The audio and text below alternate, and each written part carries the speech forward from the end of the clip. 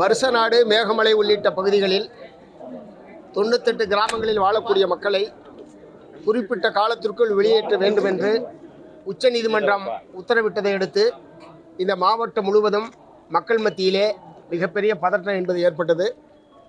இதை ஒட்டி கடந்த 15ஆம் தேதி மாண்புமிகு முதலமைச்சர் அவர்களை சந்தித்து இந்த பிரச்சனையில் தமிழ்நாடு அரசாங்கம் உடனடியாக தலையிட வேண்டும், உச்சநீதிமன்றத்திலே மறுசீராய்வு மனு தாக்கல் செய்ய வேண்டும், அதுவரை இக்காரணம் கொண்டு மக்களை வெளியேற்றக்கூடாது என்பதை வற்புறுத்தினோம்.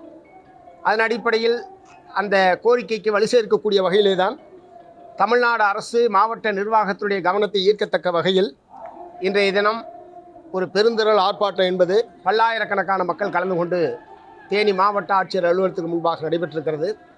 மக்களுடைய கோரிக்கைகள் சம்பந்தமாக மிக விரிவான முறையில் மாவட்ட ஆட்சித்தலைவரிடத்திலே இப்போது எடுத்துரைத்திருக்கிறோம். மாவட்ட ஆட்சித்தலைவர் அவர்களும் விரிவான முறையில் அனைத்தையும் கேட்டுக்கொண்டிருக்கிறார்.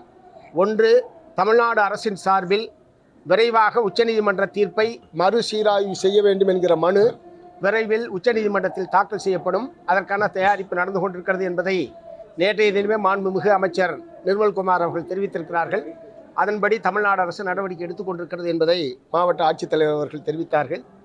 இரண்டாவது, இந்த வழக்கு சம்பந்தமான நடவடிக்கைகள் ஒரு பக்கம் இருந்தாலும் வன உரிமை சட்டம் 2004 அடிப்படையில் இந்த மாவட்டம் முழுவதும், மேகமலை வருசநாடு மட்டுமல்ல, இந்த மாவட்டம் முழுவதும் வன உரிமை சட்டப்படி உரிமை பெற வேண்டிய மக்களிடமிருந்து கோரிக்கை மனுக்களை பெற்று வனப்பட்டாவும் நிலப்பட்டாவும் வழங்குவதற்குரிய நடவடிக்கை எடுப்போம். அதற்கென்று சிறப்பு கிராம சபை கூட்டம் நடத்தப்படும் என்பதை மாவட்ட ஆட்சித்தலைவர் அவர்கள் தெரிவித்திருக்கிறார்கள். அந்த பணிகள் நிறைவடைகிற வரை, அந்த பணி இந்த மாவட்டம் முழுவதும் நிறைவடைகிற வரை யாரையும் நாங்கள் வெளியேற்ற மாட்டோம் என்கிற உறுதிமொழியை மாவட்ட ஆட்சித்தலைவர் அவர்கள் தெரிவித்திருக்கிறார்கள். மூன்றாவது, மக்களுடைய இயல்பு வாழ்க்கை பாதிக்கப்படக்கூடாது. வனத்துறை விவசாயிகளை தடுப்பது, விவசாயம் செய்வதை தடுப்பது, போக்குவரத்தை தடை செய்வது போன்ற பலவிதமான தொந்தரவுகளை வனத்துறையினர் மக்களுக்கு அளித்துக் கொண்டிருக்கிறார்கள். அது சம்பந்தமாக மாவட்ட ஆட்சித்தலைவருடைய கவனத்துக்கு கொண்டு வந்தோம்.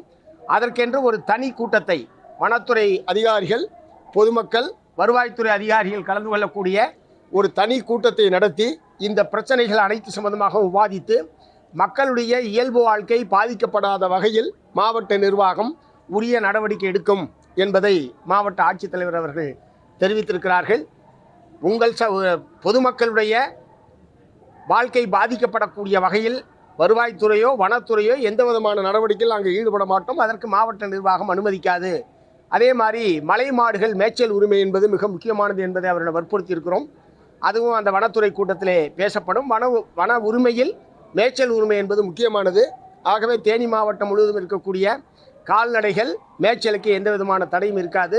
இன்னும் சொல்லப்போனால் அவர் கூடுதலாக சொன்னது, மேய்ச்சல் நிலங்கள் எங்கெங்கே இருக்கிறதோ அவற்றையெல்லாம் மேம்படுத்தி கால்நடைகள் மேய்ச்சலுக்கான முறையில் அந்த நிலங்களை பயன்பாட்டுக்கு நாங்கள் கொண்டு வருவோம் என்பதையும் மாவட்ட ஆட்சித்தலைவர் அவர்கள் தெரிவித்திருக்கிறார்கள்.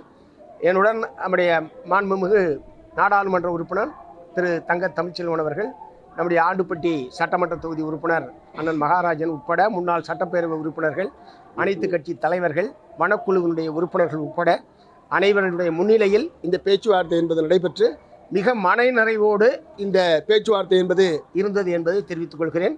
மக்கள் நிம்மதியாக இருக்கலாம் என்கிற செய்தி அவங்கள்ட்ட சொல்லி போராட்டம் நிறைவடையும். சார், இப்போ வனத்துறை தான் அதிகமாக பிரச்சனை பண்ணுறாங்க. பேச்சுவார்த்தைக்கு அப்புறம் வனத்துறை எந்தவித ஆக்ஷன் எடுக்க மாட்டாங்க, அது அசூரன்ஸ் எதுவும் கலெக்டர் கொடுத்துருக்காங்க. ஆமாம், அசூரன்ஸ் கொடுத்தது மட்டுமல்ல, தனியாக அடுத்த ஒரு வார காலத்திற்குள் வனத்துறை அதிகாரிகள், வருவாய்த்துறை அதிகாரிகள், மக்களுடைய பிரதிநிதிகள் கலந்து கொள்ளக்கூடிய ஒரு கூட்டத்தை நடத்தி வனத்துறையின் மூலமாக மக்களிடம் என்னென்ன குறைபாடுகள் வருகிறதோ அவற்றை தீர்த்து வைப்பதற்கான நடவடிக்கை எடுப்பதாக உறுதி கொடுத்திருக்கிறார். ஆகவே ஒரு வார காலத்திற்குள் அந்த கூட்டம் நடக்கும்.